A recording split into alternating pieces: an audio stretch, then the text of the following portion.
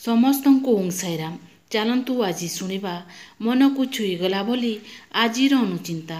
ଭିଡ଼ିଓକୁ ଶେଷ ପର୍ଯ୍ୟନ୍ତ ଦେଖନ୍ତୁ, ଶୁଣନ୍ତୁ। ଯଦି ପସନ୍ଦ ଆସିବ ତାହେଲେ ସବସ୍କ୍ରାଇବକୁ ଟଚ୍ କରିକି ବେଲ୍ ଆଇକନ୍କୁ ଟଚ୍ କରିଦିଅନ୍ତୁ। ତାହେଲେ ଚାଲନ୍ତୁ ଶୁଣିବା ନିଜର ସ୍ୱାସ୍ଥ୍ୟ ବିଷୟରେ। ଖାଇବା ସମୟରେ ରାଗନ୍ତୁ ନାହିଁ କିମ୍ବା କଥାବାର୍ତ୍ତା କରନ୍ତୁ ନାହିଁ। ଖାଦ୍ୟ ଚୋବାଇ ଚୋବାଇ ଖାଆନ୍ତୁ। ଭୋଜନ କରି ସାରିବା ପରେ କିଛି ସମୟ ପାଇଁ ବାମ ପାର୍ଶ୍ୱରେ କଡ଼େଇ ହୋଇ ଶୋଇବା ଉଚିତ। ପ୍ରତିଦିନ ସକାଳେ ନିଶ୍ଚୟ ସ୍ନାନ କରନ୍ତୁ। ଗାଧୋଇବା ପୂର୍ବରୁ ଓ ଖାଇସାରିବା ପରେ ପରିସ୍ରା କରିବା ଉଚିତ। ପ୍ରତିଦିନ ବ୍ୟାୟାମ କରନ୍ତୁ। ଝାଡ଼ା, ପରିସ୍ରା ଓ ଛିଙ୍କର ବେଗକୁ ନିୟନ୍ତ୍ରଣ କରନ୍ତୁ ନାହିଁ। ମଇଳା ପୋଷାକ ପିନ୍ଧନ୍ତୁ ନାହିଁ। ଏହାଦ୍ୱାରା କ୍ଷତି ଘଟେ ଓ ବିଭିନ୍ନ ଚର୍ମ ରୋଗ ହେବାର ସମ୍ଭାବନା ଥାଏ। ଏବେ ଶୁଣିବା ମନୁଷ୍ୟ ଜୀବନରେ ସ୍ନେହ ମମତା କାହିଁକି ଆବଶ୍ୟକ। ମନୁଷ୍ୟ ପାଇଁ ପ୍ରେମ ବହୁତ ଗୁରୁତ୍ୱପୂର୍ଣ୍ଣ ଓ ଜୀବନର ଏକ ଅପରିହାର୍ଯ୍ୟ ଅଂଶ। ପ୍ରେମ ଅବାଧ ବୃଦ୍ଧ ବନିତା ସର୍ବହୃଦୟ ଗହ୍ୱରରେ ଅତୁଟ ଭାବେ ରହିଅଛି। ପ୍ରେମ ମାଧ୍ୟମରେ ମନୁଷ୍ୟ ମଧ୍ୟରେ ସଦ୍ଭାବ ସମ୍ପର୍କ ସୃଷ୍ଟି କରି ମାନବ ସମାଜର ଭିତ୍ତି ଅତୁଟ ରହିବା ସହ ମାନସିକ ଆନନ୍ଦ ସନ୍ତୁଷ୍ଟି ପ୍ରଦାନ କରେ ଓ ପରସ୍ପର ମଧ୍ୟରେ ଆତ୍ମୀୟତା, ନିରାପତ୍ତା, ସାହାଯ୍ୟକାରିତା ଓ ସମ୍ପୂର୍ଣ୍ଣତାର ସହ କାହାକୁ ଭଲ ପାଇବା ଓ ତାଙ୍କ ସୁଖ ଦୁଃଖରେ ସମଭାଗୀ ହୋଇ କିଛି କରିବାର ଇଚ୍ଛା ମନୁଷ୍ୟକୁ ପ୍ରେରିତ କରିବା ସଙ୍ଗେ ସଙ୍ଗେ ଜୀବନର ଉନ୍ନତିରେ ସାହାଯ୍ୟ କରେ। ତେଣୁ ମଣିଷ ଜୀବନରେ ସ୍ନେହ ମମତା ନିହାତି ଆବଶ୍ୟକ। ଭାଗ୍ୟ ପରିବର୍ତ୍ତନଶୀଳ କିପରି ହୋଇଥାଏ ଜାଣିବା। ପ୍ରଭୁ ଶ୍ରୀକୃଷ୍ଣଙ୍କୁ ବରଦାନରେ ଯମରାଜ ସନ୍ଦିହାନ।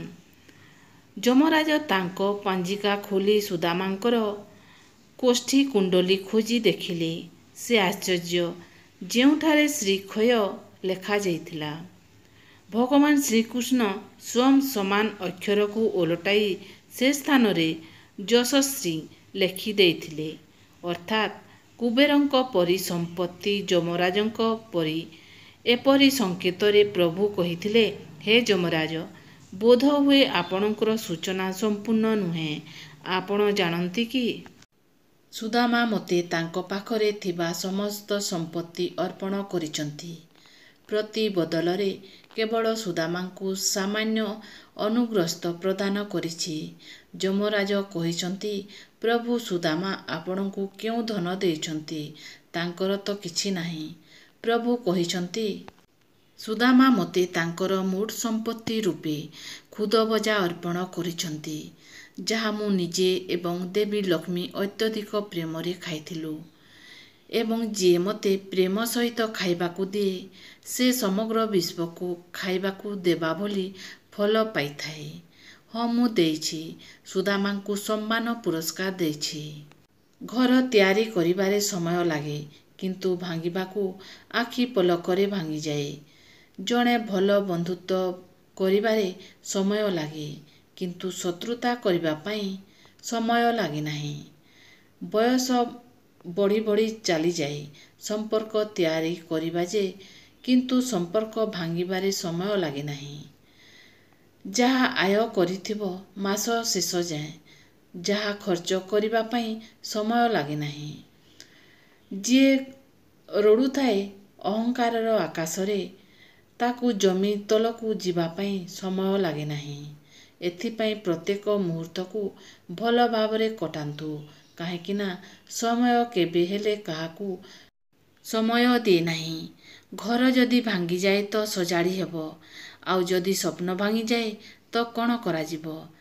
ଯଦି ପାଣି ଆକାଶରୁ ଝରେ ତ ନେଇହେବ, ଆଉ ସେହି ପାଣି ଯଦି ଆଖିରୁ ଝରେ ତ କ'ଣ କରାଯିବ?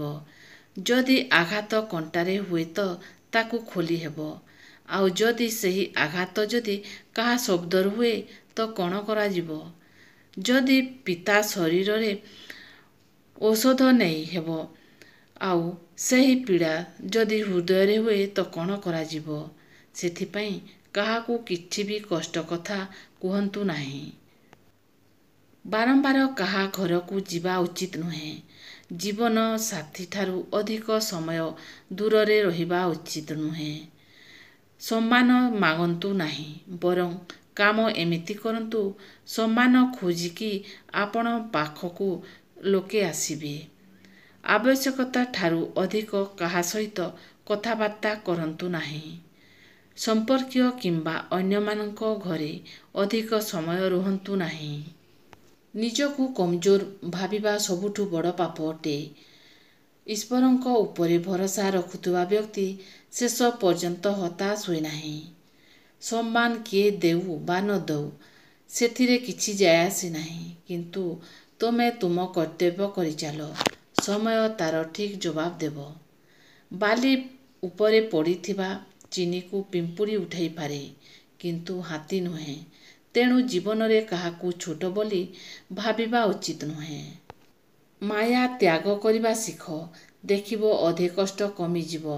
କାରଣ ମାୟା ଜିନିଷଟା ନିଶାଠାରୁ ବି ଅଧିକ ଖରାପ। ରାଗ ଆଉ ଜିଦ୍ ସବୁ କଥାରେ ଉତ୍ତ୍ୟକ୍ତ ହୋଇ ରାଗିବା ବା ଜିଦ୍ କରିବା ଭଲ ନୁହେଁ। କାରଣ ଏହି ରାଗ ଆଉ ଜିଦ୍ ଜୀବନକୁ ଅତି ନିଜର ଲୋକମାନଙ୍କୁ ଅଲଗା କରିଦେଇଥାଏ। ସମସ୍ୟା ଯେତେ ଆସିଲେ ବି ବିଚଳିତ ହୁଅନ୍ତୁ ନାହିଁ। କାହିଁକି ନା ଗଛର ପତ୍ର ଯଦି ଗଛରୁ ପଡ଼ିଗଲେ ତାର ମୂଳ ହିଁ ଅଛି ନା ସେ ପୁଣି ଆଉ ଥରେ ପତ୍ର କଅଁଳିବ। ଧୈର୍ଯ୍ୟ ଧରନ୍ତୁ। ଯେତେ ଦିନ ପାଇଁ ଆୟୁଷ ରହିଛି ମରଣ ଆସିବ ନାହିଁ। ଯେଉଁଦିନ ଆମ ଆୟୁଷ ସରିବ ରଖିପାରିବେନି କେହି। କେହି ଚାଲିଯାଏ ରୋଗ ଆକ୍ରାନ୍ତରେ, କିଏ ଯାଏ ହସି ହସି, କିଏ ଚାଲିଯାଏ ଦେବୀ ଦୁର୍ବିପାକେ, କିଏ ପୁଣି ନିଏ ଫାଶୀ।